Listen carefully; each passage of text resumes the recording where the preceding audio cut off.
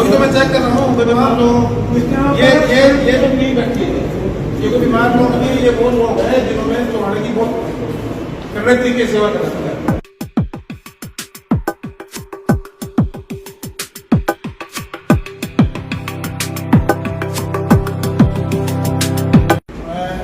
दिक्कत ये थी जी, जो ऑक्सीजन प्लांट दिए मेरी डिस्ट्रिक्ट में, वो फतेहाबाद दे दिया, भट्टू दे दिया, रत्ते दे दिया, मेरे को हवा छोड़ दिया।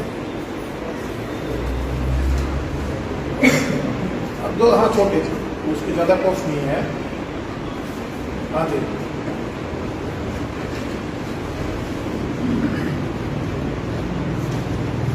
हाँ जी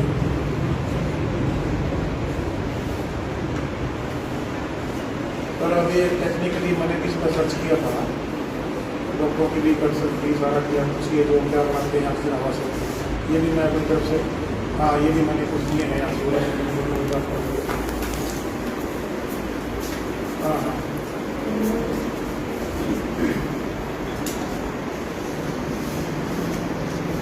चलो एक बैकअप जो मान लो जी, हर आदमी सिलेंडर की तरफ भागता है, उससे बचाव तो मिलेगा ना। इनके पास तो अब पेशेंट ज़्यादा है सपोर्ट करो।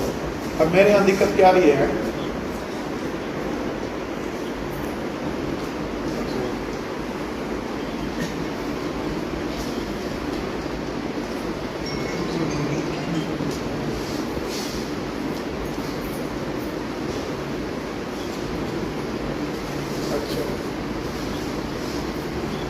इसमें तो मैंने क्या टेक्निकली तो मैंने सीएमओ और डॉक्टरों से ही कंसल्ट करके उसके जो पैरामीटर्स थे उससे उन्होंने दिया थी, उसके बाद प्रोसेसिंग करी। अब हमारे यहाँ दिक्कत क्या है कि कोटा तो उस दिन मुख्यमंत्री जी आए बढ़ाने चले गए, जैसे मैं मेरे को आना सिविल हाँ हिसाब से हो गई थी।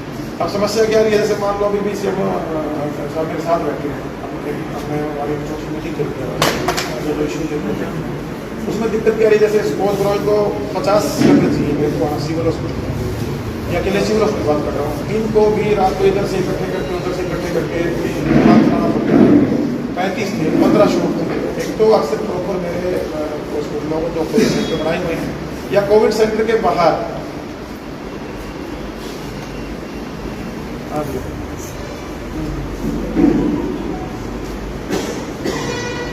हाँ जी फतेहाबाद में, हाँ मेरे टोहाना की तरह होती, फतेहाबाद में जाके फिर वो डिवाइड करने में दिक्कत नहीं आती है।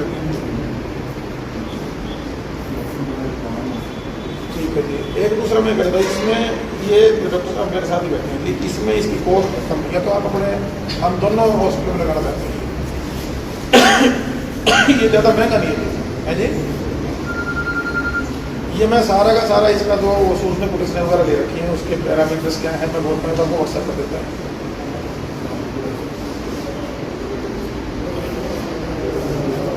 सर इसमें एक रिक्वेस्ट सुनो, मैं 50 लाख के 2 लगे आपको लगे मेरी जेब से बना मैं, ये मैं आपकी तरफ से आपको उठा कर रहा हूँ। मैंने आपके 50 लाख का चेक दिए टोहाना के नाम मैंने भेज दीजिए, वो आपने समझे है डॉक्टरों की तरफ से इसलिए वो कर रहे हैं 50 लाख की भाई। दूसरे दिन तो अपने सरकारी और दोनों जैक नहीं सर, जैकड़ हमें वो छोटी क्वांटिटी का है, एक जैकड़ में और एक हमारा टोहाना में थी, ज़्यादा पैसे नहीं मांग रहे इसके सर। ये 50 लाख का चेक आप काट मैंने आपकी तरफ से बोलना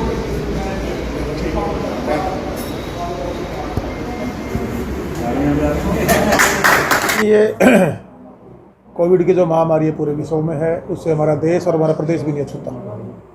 और जो इसका दूसरा फेज आया ये काफ़ी खतरनाक है। और जो सरकार, चाहे केंद्र सरकार की बात करूं चाहे हमारे प्रदेश की सरकार की बात करूं, सरकार की तरफ से अच्छे प्रयास, एक बार हमने कंट्रोल भी पा लिया था, लेकिन दूसरे फेज में आज जिस तरह से मौतें हुई हैं उनका दुख भी है। किसी ने अपना भाई खोया है, किसी ने बेटा खोया है, किसी के माँ बाप इस बीमारी से मृत्यु हुई है, लेकिन सरकार ने इसमें अपनी भूमिका में कोई कसर बाकी नहीं छोड़ रखी। पिछले दिनों मुख्यमंत्री जी भी जिला वाइज गए, उन मीटिंगों में हम भी शामिल हुए। दुष्यंत जी ने भी जहाँ तक प्रयास है घोषणाएँ की कि हर गांव के अंदर, बड़े गांव में 50,000 रुपये का एक किट पहुँचे, जिससे हाँ जो CSC सेंटर हैं उन पे जब पेशेंट बीमार होता है तो उसको उससे सुविधा मिल सके, और छोटे गांव के लिए 30,000 की घोषणा उन्होंने की। मुख्यमंत्री जी ने काफ़ी घोषणाएं कल भी आपने देखी होंगी कि हर गांव के अंदर हर घर तक हम हर परिवार को उसका पूरा चेकअप कराएंगे, और मेडिसिन की बात आई वहाँ तक सैनिटाइज करने की बात है, इसको बसों को एम्बुलेंस में कन्वर्ट करने की बात है, 8,000 के आसपास इसके अंदर पूरे प्रदेश के अंदर सेंटर बनाने की बात है। तो सरकार अपनी तरफ से अच्छे प्रयास कर रही है, लेकिन जिस ढंग से ये बीमारी ने पैर फैलाए, मैं ये कह सकता हूँ कि वो बैकअप शायद हमारे पास उतना नहीं था, लेकिन बहुत कम समय में हमने इसको कंट्रोल किया है। अभी भी मैं मानता हूँ कि बात ये कि ऑक्सीजन की समस्या थी। मुख्यमंत्री से हमने रिक्वेस्ट की थी पिछले दिनों, जब डिस्ट्रिक्ट मीटिंग ली उन्होंने अधिकारियों के आकर, तो जो हमारे यहाँ 1,000 मिलिट्री टन में होते हैं मेरे ख्याल में ऑक्सीजन, तो उसको 5,000 तक का कोटा मुख्यमंत्री जी यहाँ कर गए।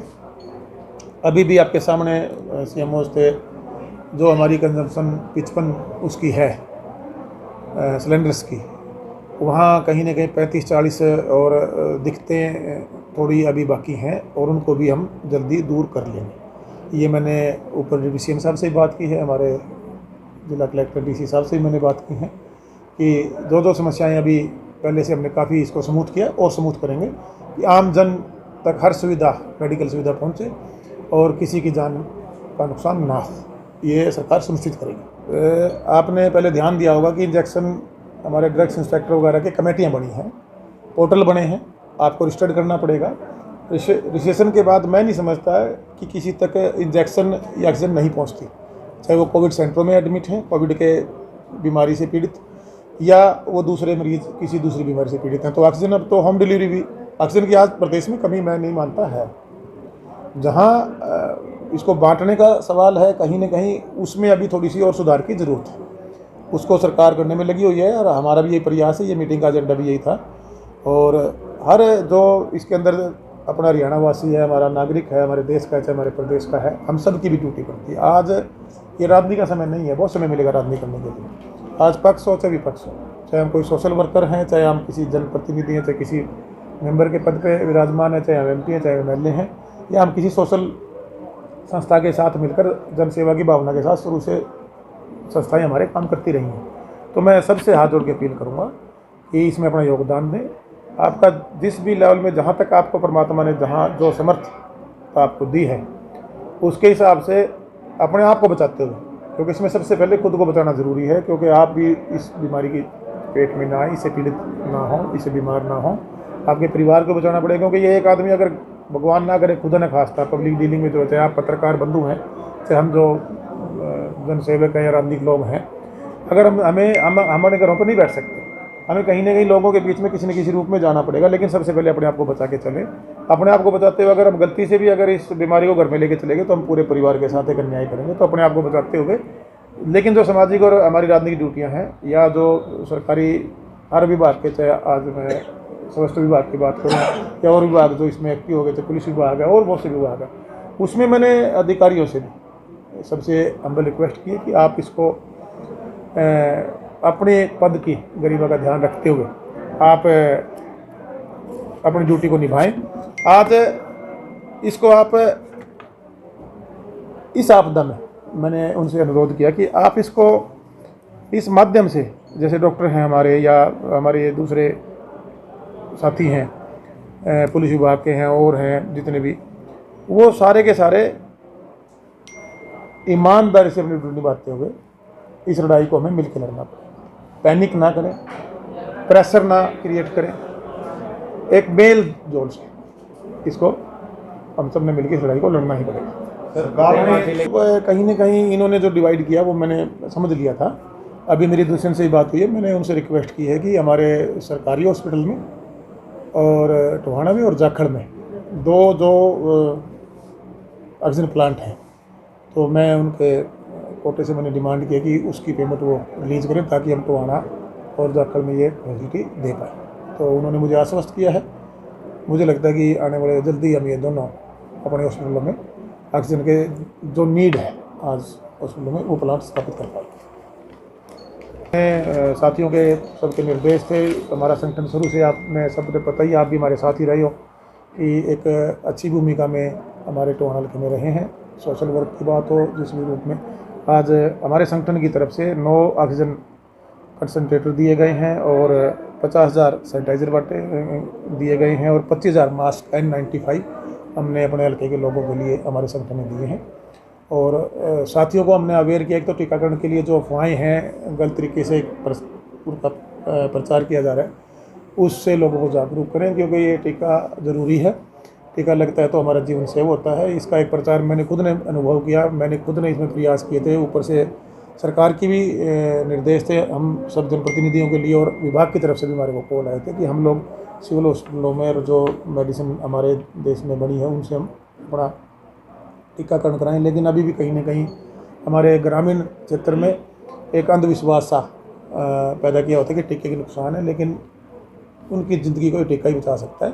और जो गाइडलाइंस हैं, चाहे मास्क लगाने की बात है, अपने आप को सैनिटाइज़र रखने की बात है, गैप मेंटेन करने की ज़रूरत है, इन चीज़ों को अपने ध्यान रखते हुए जो गाइडलाइन है तो हम अपने जीवन को सुरक्षित कर सकते हैं। सर ऐसे हमारे गांव का लोग हैं जो थोड़ा सा साधारण होते हैं और थोड़ा सा बीमारी से, क्यों एक संघर्ष का जीवन है तो बीमारी को भी थोड़ा हल्के में लेके वो चल रहे हैं। मैं उनसे अनुरोध करूंगा हाथ जोड़ के कि ये बीमारी है, ये तकड़ा या कमज़ोर नहीं देखती, तो अपने आप को बचा के चले, इसमें टीका लगवाएं, मास्क यूज़ करें, हाथों को सैनिटाइज करें, बार बार हाथ धोएं, गैप मेंटेन करें। गांव में एक हमारे परंपरा है हुक्के की, और उन परंपराओं को मैं रिक्वेस्ट करूंगा कि जब तक ये बीमारी ठीक नहीं होती तो उन हुक्कों को भी आप एक झुंड में बैठ के ना पिएं, वो भी एक बीमारी का कारण बन सकता है।